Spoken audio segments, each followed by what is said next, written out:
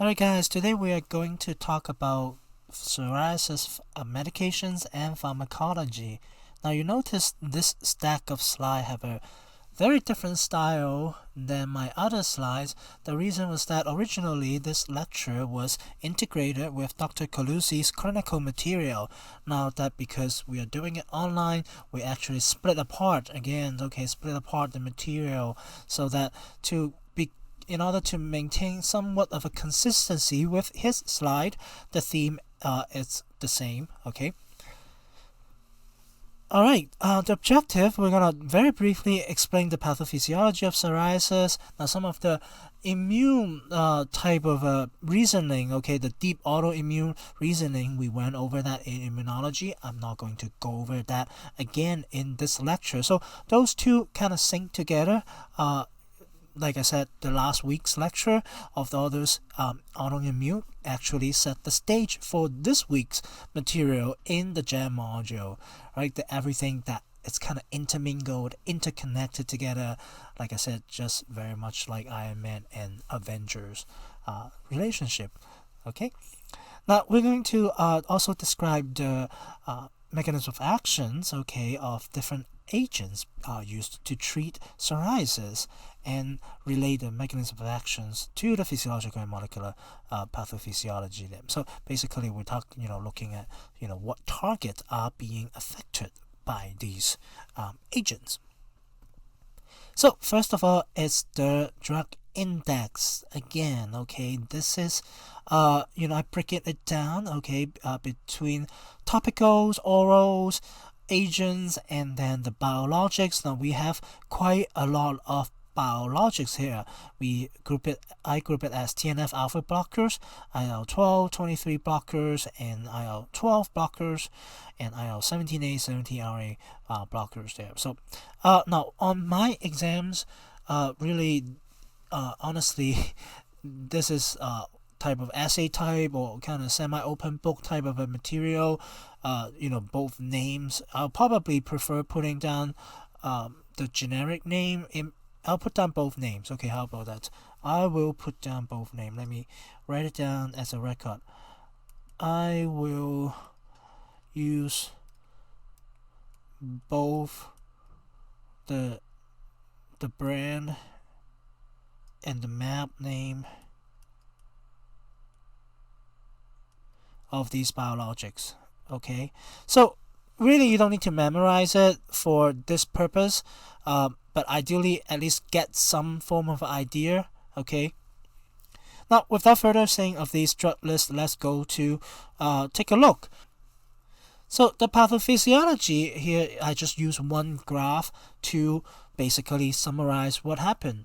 Right, so we learn about the stress, okay, potential stress, infections, immunologic or non-immunologic, triggering for having a immune response, and this stressed keratinocyte from this trigger will start releasing IL-12 and IL-23, and basically these are leading to activations of Th1 and producing INF interferon gamma, TNF alpha, and IL-23, leading to activation of the subset of the Th cell, okay, the Th17 cell, leading to IL-17, and all of those contributing to inflammatory actions.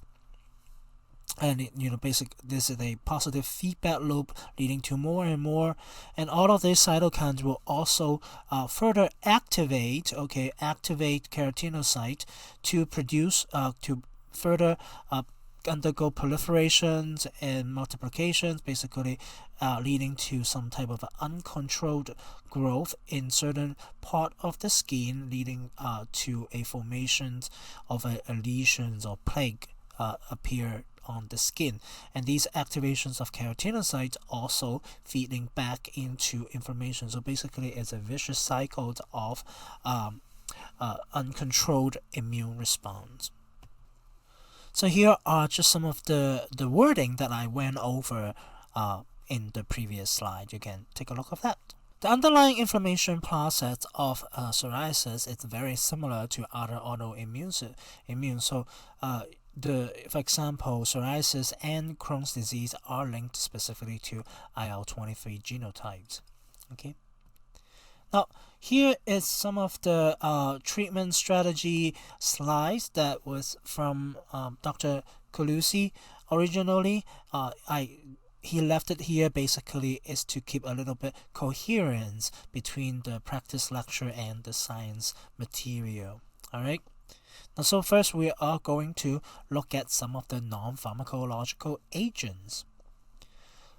Being the first one, it's emollient. Alright, so we're basically talking about ointment type of material. Vaselines, aquaphor, uracils, they are oil. Petrolatum, mineral oil, lanolin, paraffin, waxes. Okay.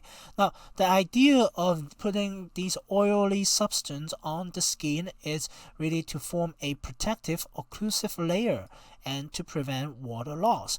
It maintains some hydrations and softening some of the scaly hyperkeratitic surface of psoriatic plaques. Not specific at all. Really, it's just somewhat of a comfort measure, which a lot of people use aquaphor uracils for many purposes. But it could help. Now, in terms of the actual therapy, okay, topical therapy will start by talking about some of the active ingredients potentially also incorporate into these emollient or ointment type of vehicles. All right, about 80% of patients really kind of have a mild to moderate disease, and topical agents are really some of the more mainstream, early therapy for the conditions. And the first group of material is topical corticosteroids. Okay, now you learn a lot on corticosteroids from Dr. Van Wert already. Here I really slimmed down to the very basic minimum, and I am not going to stress too much in terms of the basics. Okay, I assume you've learned it completely. Here I just again put the same material back on the same slide so that you don't need to go look through another package to get the informations, okay, or the key component informations. Now, I'm not asking any of the structural activity in terms of corticosteroid backbone. Okay, here are more of a kind of FYI type of informations there. All right. So this is the basic general mechanisms of corticosteroid. Now, the free steroid has to diffuse into the cell and bind to its receptors, and this receptor complex will then transfer, okay, or diffuse into the nucleus. So together with co-receptor, it will bind to elements, specific elements, hormone response elements on the DNA, and start initiating or act as a promoter to initiate the transcriptions and translations of anti-inflammatory factors. Right, so basically I've talked about all these, in briefly. Again, these are the words that kind of you can read through it and go along with that picture them, and you have initiation transcriptions leading to translations, and further down it's altering cellular responses. Okay, now more specifically, okay, how corticosteroid do its work in psoriasis is leading to transcription, translation, decrease of pro-inflammatory mediators such as IL-1, IL-2, 3, 6, interferon, gamma, and TNF alpha. Again, at this point, I'm not asking you to memorize any of these. It's not very purposeful to just memorize at this point. Now, they indirect, and then further down, indirectly decrease the synthesis of prostaglandin. Right, so those are the decreasing pro-inflammatory and increase, okay, transcription translations of anti-inflammatory factors. Right, so the overall effect of changing these factors at the molecular level, leading to changes in the cellular level here, and it impaired proliferations, activations, chemotaxis of immune cells, and outcome, you reduce swelling and redness of the lesions. Okay, you are changing the immune cell. Okay. Here are just of the corticosteroid example that may be used as a topical formulations. Again, here are just the FYI, like in a case, I won't ask you any structure activity relationship in this slide. Alright, so moving down, corticosteroid topically used, it's very common, but again, it's not essentially specific for psoriasis. A lot of the dermatitis, you could use corticosteroid as well. Now, what are other topical therapy that can potentially use? Okay, what other active ingredient can be used? Here we have calcipotriene, okay, or calcitriol. So these are either the vitamin 3, calcitriol is the vitamin D3, or the synthetic vitamin D analog, okay, calcipotriene. Here again, the structure here is for comparison. You're not being asked to memorize these structures. So basically, it's just telling you, hey, it looks very similar. That's all.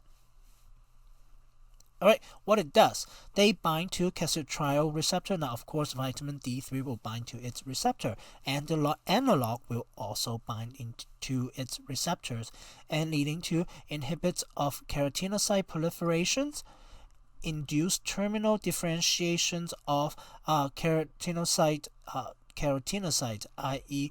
they are being promoted into a mature form, okay, rather than staying in middle stage and then not progressively differentiating. So that is a desired outcome. Now, in some in vitro model, i.e. in the petri dish, it showed that this vitamin D3 can inhibit pro-inflammatory cytokine gene expressions by decreasing cytokine release. Now, how it works in the vivo, it's a little bit debatable, but at least in vitro model, it does show to have these property. Now, moving to the second topical ingredient is not the second, other than the corticosteroid. That you know what I mean. That's the tazarotene. Okay, tazarotene is the acid form, is the active form, and they are these teen thing. Okay, we've looked at those things before in the self-care module. This one particular one is the third generation retinol, and they are more specific and milder side effect. Basic mechanisms here binds to retinoic acid receptor, RAR family. This one is somewhat more selective, okay, more specific for beta and gamma RAR, and also have exfoliative effect. Again, promote cellular differentiation, normalize keratinizations, and have anti-inflammatory actions. Right, so the concepts of these retinoic acid receptor binding, basically they are very similar to the corticosteroid. Again, we learned it before, and I'm not going to repeat that in this particular lecture as well. Anthralin, okay, anthralin, aka ditherenol, okay, it is a very small compound as shown in here, a three-ring structure. It generates free radicals, okay.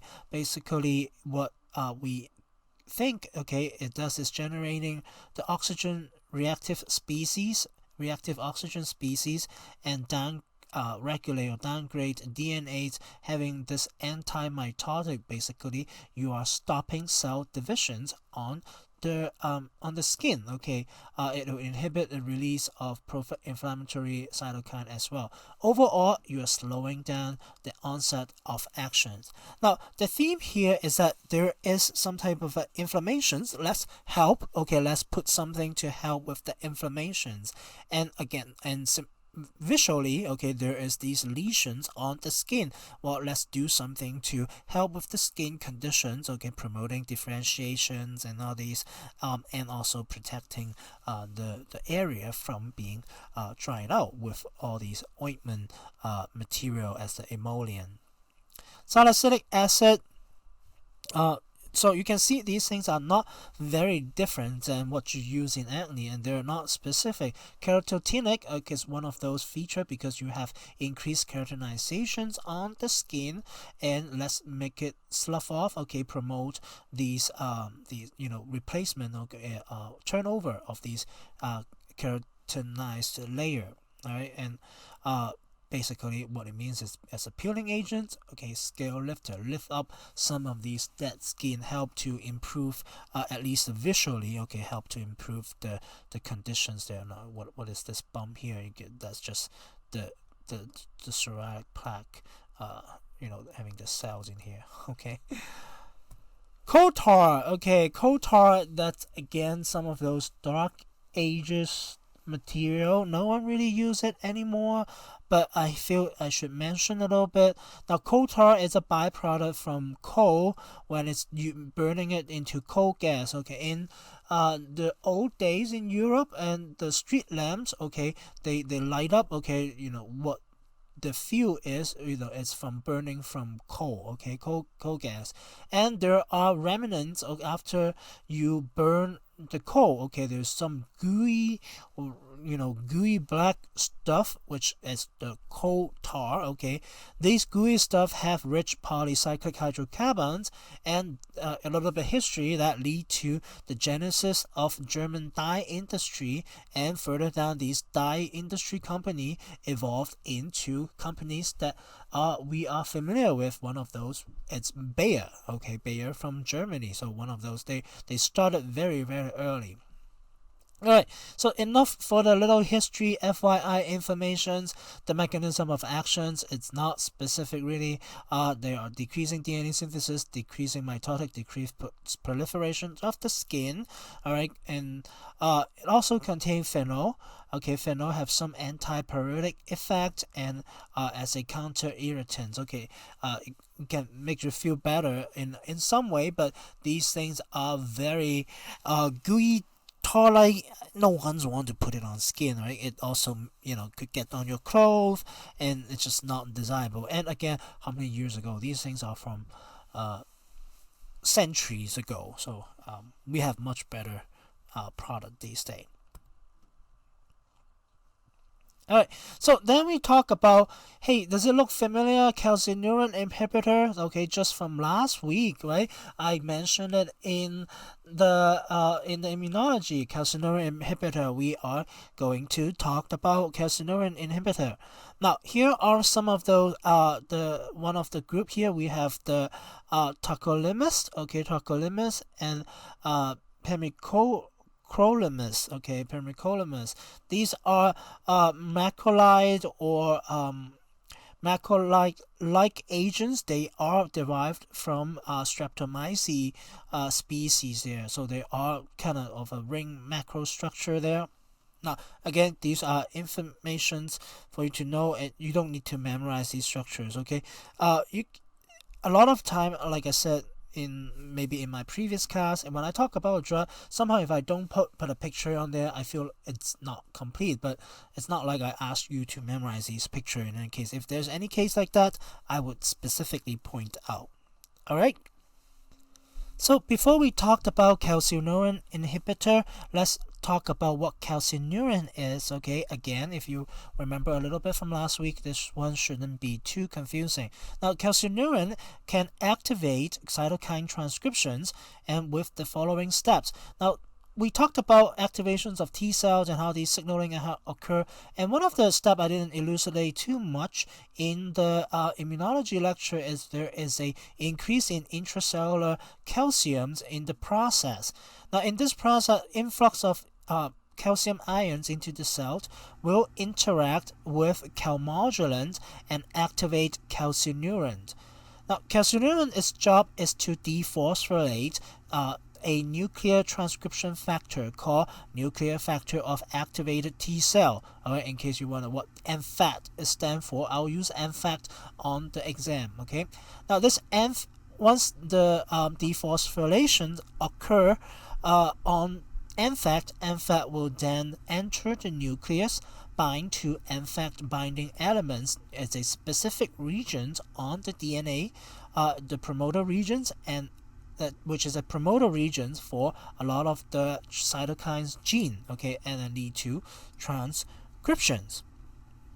Right here, it's again, I told you, very similar slide that you will see now. You are looking at this very familiar slide from the immunology lecture. Now, calcineurin took out the phosphate, and then the NFAT bind to the NFAT binding elements, leading to transcriptions of cytokines. All right.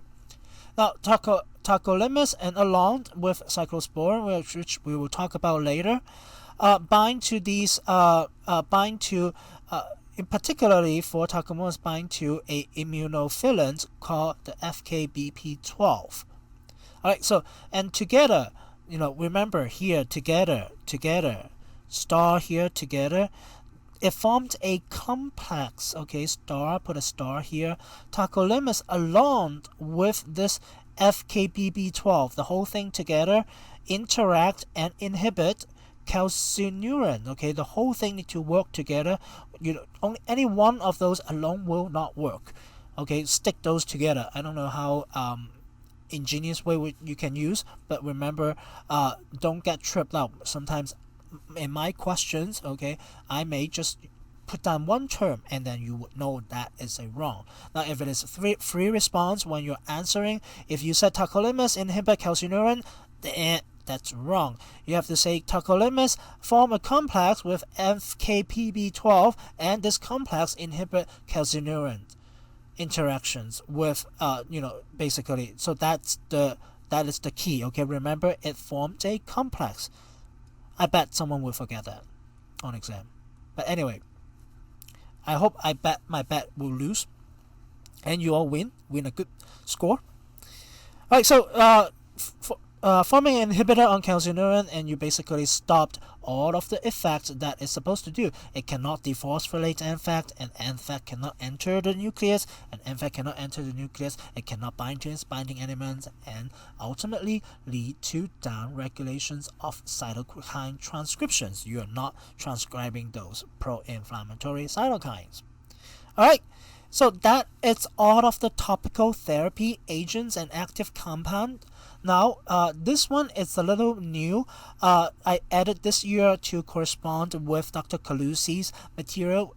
It's a non-pharmacological, in a sense, which is a phototherapy.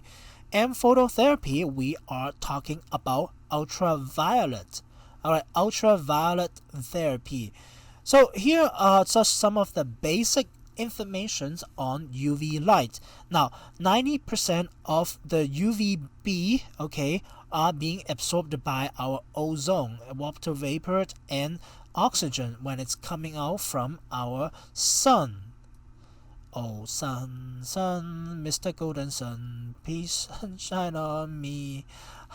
Very crazy song. My son, when he was a little bit younger, a year or two ago, when he was in pre-K and kindergarten, he would sing this, Mr. Sun, Sun, Mr. Golden Sun.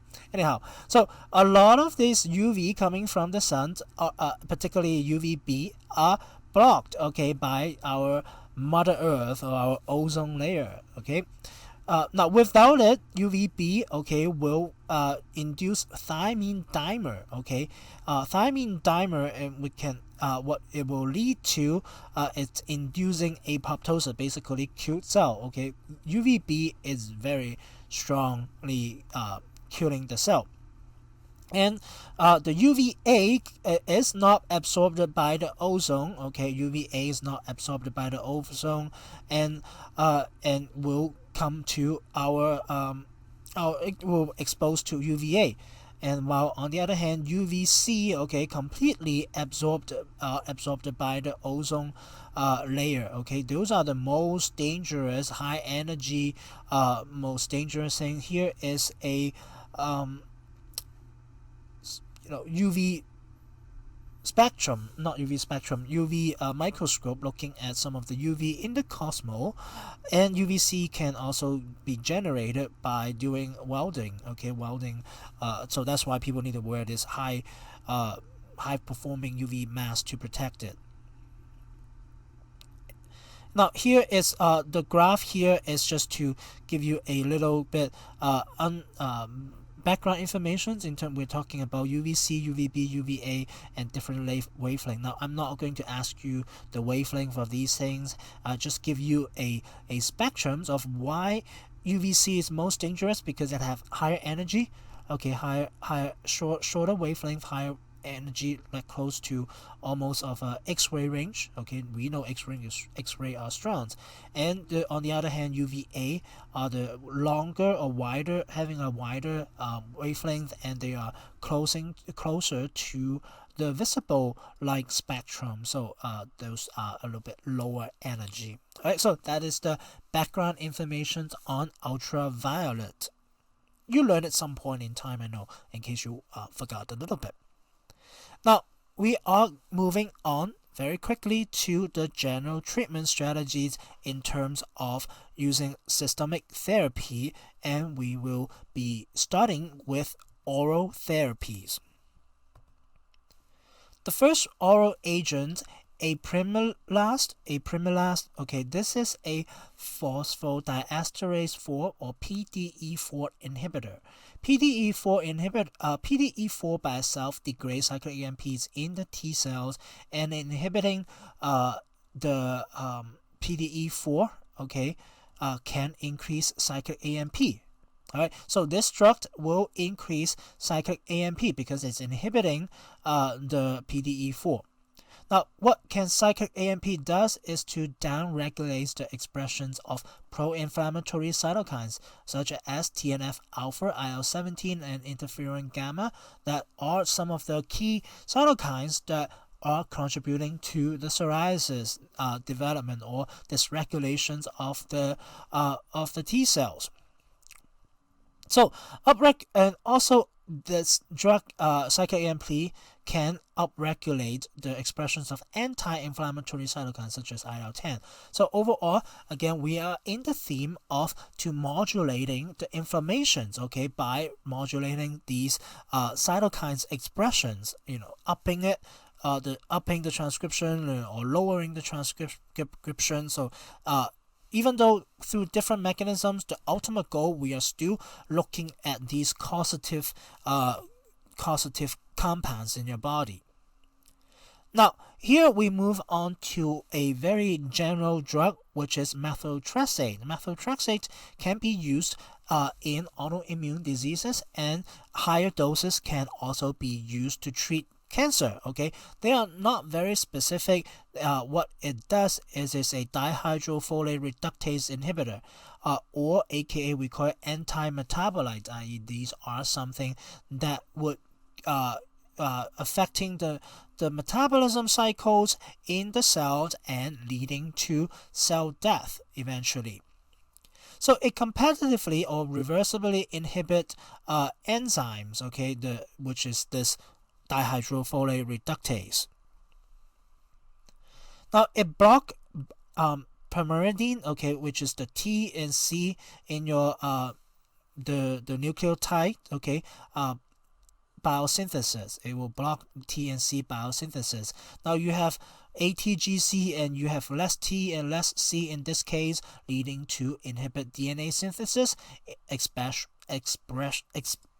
especially in rapidly dividing cell type, okay, and what it's leading to antimitotic and cytotoxic, okay, on cells that are particularly high, have a rapid division rate, such as cancer cell, blood cells, including the lymphocytes and epithelial cells of the GI tract. Okay, so this would be related to some of the unwanted side effect. Now here is the graph in the left hand corner, just for you to comparing methotrexate structure to dihydrofolate structures. Okay, dihydrofolate bind to dihydrofolate reductase and get basically reduced. And being a inhibitor of this enzyme, methotrexate does look like very much look like the dihydrofolate. So here we have a graph of methotrexate and how it interacts with this dihydrofolate reductase in a graphical form. Also including another drug 5-FU. You don't need to look at this at this point. And basically what it does, it's inhibiting this enzyme and ultimately reducing or stopping a lot of the folic acid production, which is essential again for cell cycles.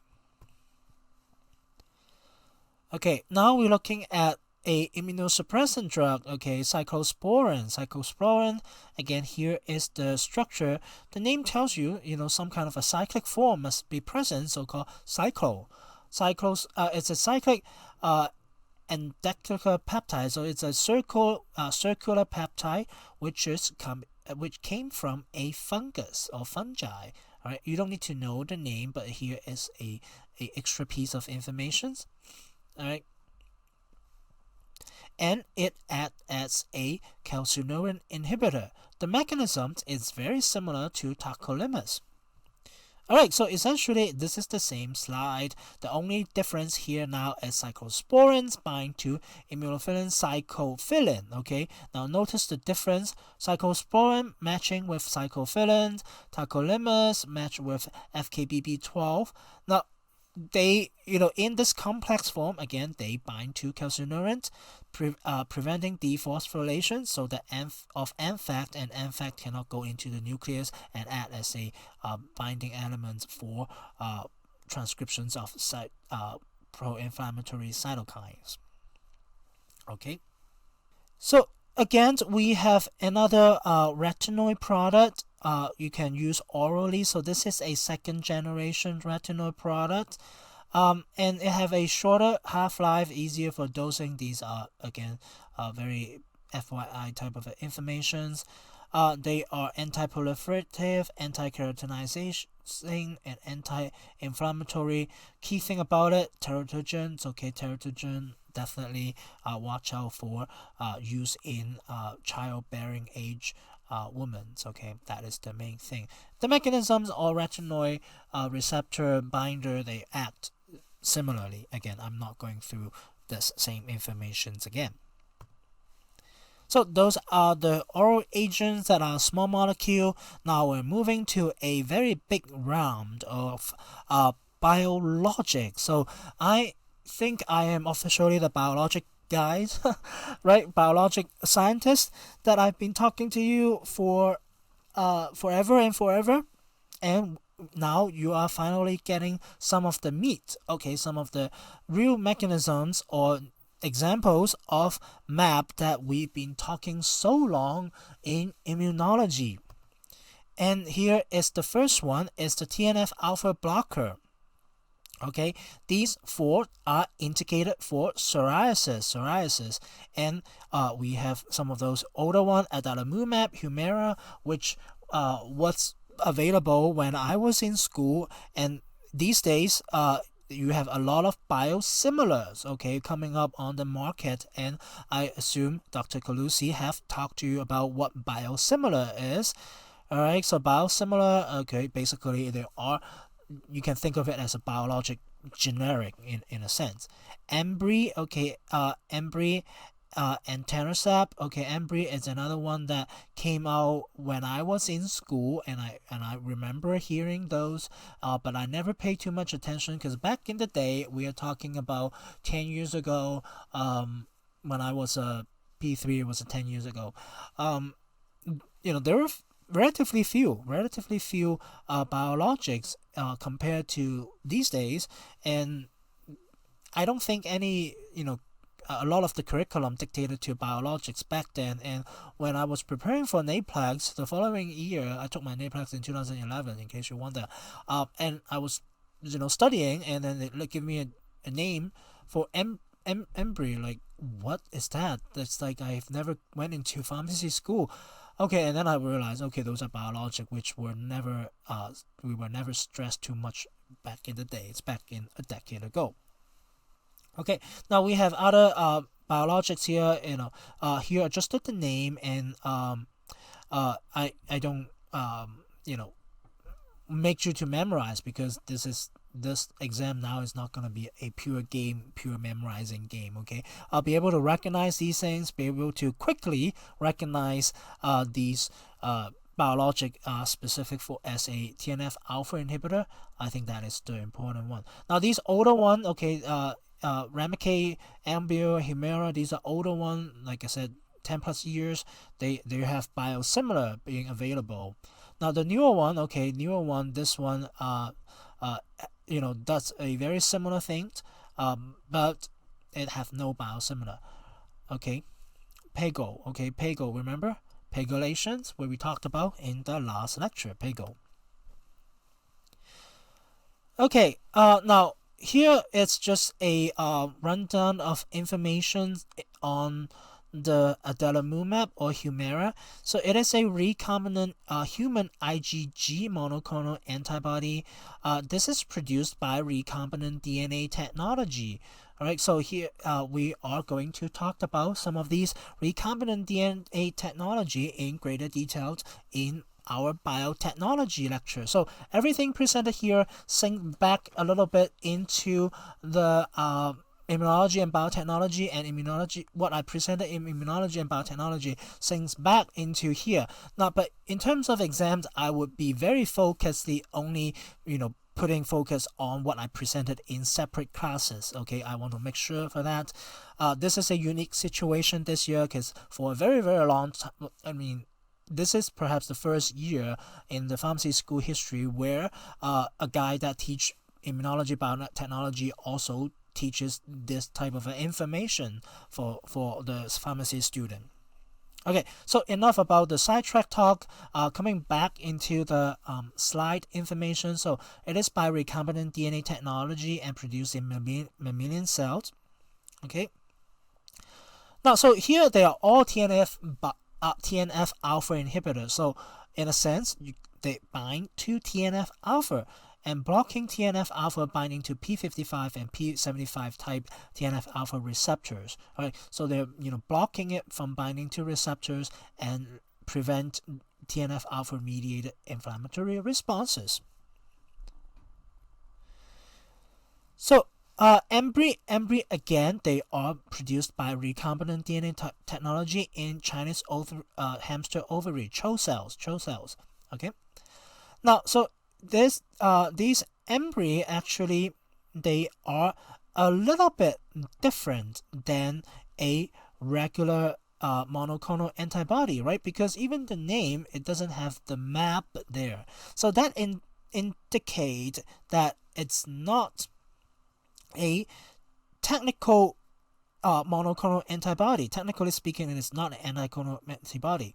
So what it is a fusion of human TNF alpha receptors to a Fc portions of a human IgG. So it is a fusion protein. Now here is a graph here showing you, hey, usually people draw antibody, draw a Y. Now this one draw a little bit of a curvature here that fits into the TNF alpha, and then we have the Fc portions from an antibody. So it is a fake receptor, fake soluble receptors basically to bind to TNF and block its binding to the real receptors. And in many cases, we call these fake receptor, or at least I call it the decoy receptors.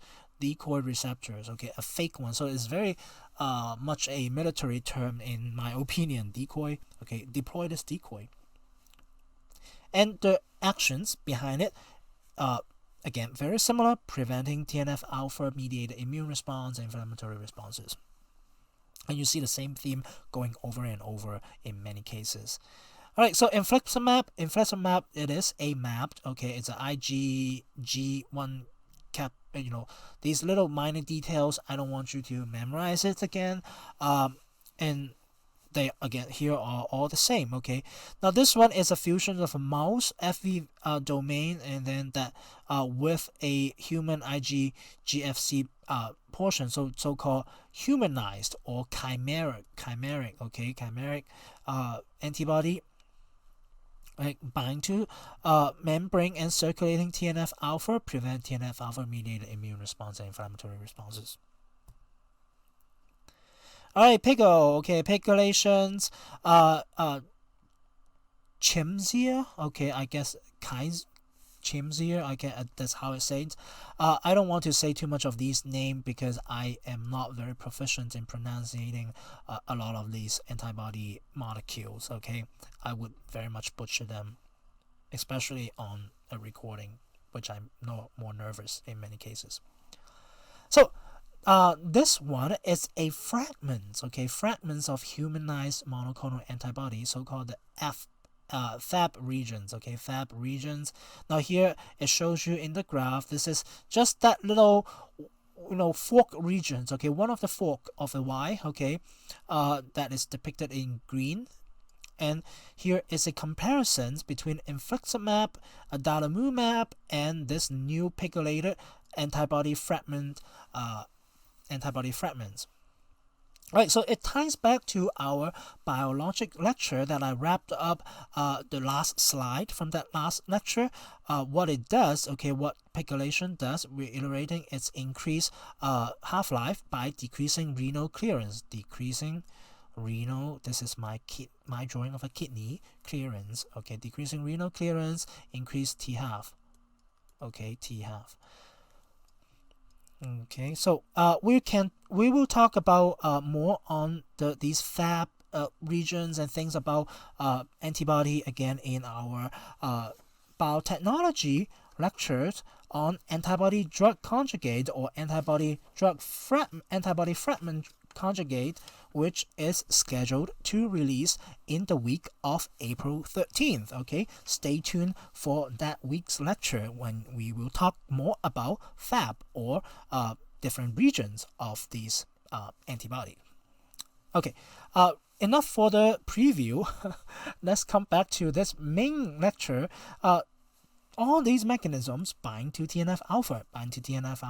Now, this particular one also have indications for rheumatoid arthritis. So, when I talk about rheumatoid arthritis, coming to wrap up this series, I won't go over as in depth, okay, in that particular lecture. So, just keep that in mind for now, which I'll bring up some reminders. Alright, so there are more biologics for psoriasis. Now I break it down here. There are IL-12, 23 blockers, and then there's IL-12 blockers and IL-17 and its corresponding receptor blockers here. Okay, they all have very strangely labeled name that I can not pronounce any of those. So I apologize that. So what you will have to just live with the name that is pronounced by Dr. Calusi. Okay, I highly appreciate his proficiency in this matter. Right, so this first one, Stellara. Okay, I will say Stellara. It is a fully human IgG map. Okay, that is developed in transgenic mice. Okay, transgenic mice. Well, a little bit biotech preview is that you can put a specific gene, okay, into mice. What happened? It's usually it's a B cell gene that is from human put in the mice, leading to P cell and plasma cell, B cell and plasma cell developments that can inherently starting to produce human IgGs. Okay, so these are transgenic animals. They can also, and then they are expressed in a cell line. So what it does is to block this P40 subunit of the IL-12 and IL-23 from binding to their receptors. Okay, so here it shows you on the graph here. This is IL-23. This is IL-12. And they have two subunits, the P40 subunit and P35 on IL-12, and the P40 and the P19 subunit on IL-23.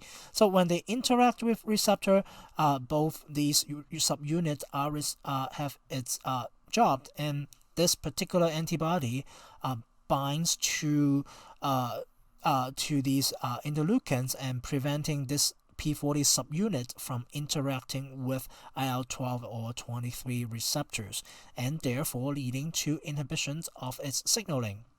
So it proved a little long time ago, 2009, and has been 10, 11 years on the market. It have features. It's indicated for moderate to severe psoriasis. So the good part about this antibody, because it is a fully human antibody, so it is expected to be eliminated or degraded in the body very similarly to endogenous IgG. So now we have a different one. Okay, now remember I talked about, hey, there's two different subunits, right? There's two different subunits on these IL-23. Now we first look at the drug, okay, that bind to the P40 subunit. Now that was the previous one, okay, the Stella. It can stop the P40. Now we have this newer one, okay, Tramfia, okay, that's how I would say it. Now this one interact with another subunit, the P19 subunit on IL-23. So basically blocking the P19 binding to the IL-23 receptors, all right, and the end result inhibiting the IL-23 signaling. So these biological mechanisms, it could be very complicated, but in a simplistic way of looking at it, it's really just blocking interactions, okay, blocking protein-protein interactions. You just put something on there and stopping it from interacting. Okay, so here we have another one called the I really don't know how to say this one, Lumia. Okay, so it is a humanized IgG monoclonal antibody that binds selectively to the P19 subunit of IL-23. So very similar mechanism, but a different antibody. Perhaps it's binding to a different epitope. Okay. Anyhow, so they inhibit the interactions with between IL-23 and IL-23 receptors. The downstream effect, it's all the same. Okay, this one is the Skyrizi, I think. Skyrizi is a humanized monoclonal antibody. Now, I list these here just for FYI information. I would never ask you on the exam, say, is this humanized or is it mouse? I think that is not very useful information to be tested on an exam. It's good to know, but not necessarily something you need to commit to memory in any cases. Right? Again, this one bind to P19 subunit of IL-23. Same thing. Right? It's just different antibody, but do the same thing. Now we have a interleukin 17A inhibitors. Okay, interleukin 17A inhibitor. This is a calcineurin. I don't know. Sorry about these name butchering you keep hearing from me. This one is a human IgG monoclonal antibody. And then we have another second one that's a Teldis. It's a humanized monoclonal antibodies. Okay. Now these are binding to the IL-17, okay, which is another interleukin that has a major role in psoriasis. So for this one, the tells it's a mouse Fab, okay, mouse Fab antigen binding regions. In case you wonder, so basically it's a fork. It's a fork of the mouse fork fusion with human IgG backbone. Okay, human IgG backbone. So this part is human, this part is mouse, mice, or this is human human. Okay, so it's a fusion. Okay, so humanized in a way. Okay, it can produce in the CHO cells. Now here is a interesting find. Interesting find on PubMed that is free. It's 4 years now. So this article is called "Generations and Characterizations of this Zacizumab." Okay, i.e. this one, a humanized monoclonal antibody that neutralizes IL-17A by a whole bunch of people. So if you have the right equipment, if you have the right personnel, you can produce these things in your own lab or in my own lab. Anyway, i.e. these informations are freely available for research purposes, and so freely publicly offered for people. But it's difficult. Again, it's we talked about these hurdles and how you can produce these things. It's not easy, not that easy, even though the recipes are there. Okay, now here we have another map. Okay, this one is a human monoclonal antibody. Now we talked about IL-17A, IL-17A, and all these interleukin, before it can do its job, is binding to its corresponding receptor. Okay, now this one bind to IL-17 receptor A. Okay, so and this drug, it just blocked these receptors. So here is a summary graph to group everything back together. All right, so how these individual maps, okay, inhibit 17A by itself, or here in some of those that are inhibiting the receptors. Right, so this is the receptor blocker, and these are the map that inhibit 17A. Now there are something that in the pipeline, okay, that can also inhibit another IL-17, IL-17F. Okay, so currently it's not available yet, but I foresee in a very recent future we will see some of these things. And all this biological effect is to stop, okay, stopping all the inflammations, matrix destruction, cell migrations when you block all these signaling there. Alright, we'll move on to some review questions like as usual. Okay? Ooh, that was a long lecture, right? We went through kind of quickly. In my opinion, a lot of these drugs, the mechanism of actions, are not as difficult. Now, biological mechanism of actions can be complicated, but for me and for you, my goal is for you to recognize some of the common targets these biologicals are binding to. I don't want to overload you with a lot of the inside mechanisms in terms of the signal transduction processes. Alright, now having that said, let's go to the questions for today's lecture on psoriasis. Alright, so that was just a recap questions from yesterday. Alright, $200 questions. You ready? Etanercept or Embry is A mAb monoclonal antibody, a B Fab, a Fab fragment, FC or FC fragment, or D, a fusion receptor. Alright, if you pay attention to my lecture, and you would know the answer almost immediately. I'll give you 5 seconds. 1, 2, 3, 4, 5, and the final answer is D, a fusion receptor. Okay, so Embry by itself, it is actually having a fake, a decoy receptor fused in with the FC portion. So that is a fusion receptor is a more precise description for Embry instead of just the FC region. Alright, so this is a little bit unique biologics, and actually we are going to see another one in future lecture just like this one. Alright, that's all for today, and next time we'll see a combined lecture of SLE and RA, rheumatoid arthritis, combined pharmacology lecture, and I'll see you next time. Bye.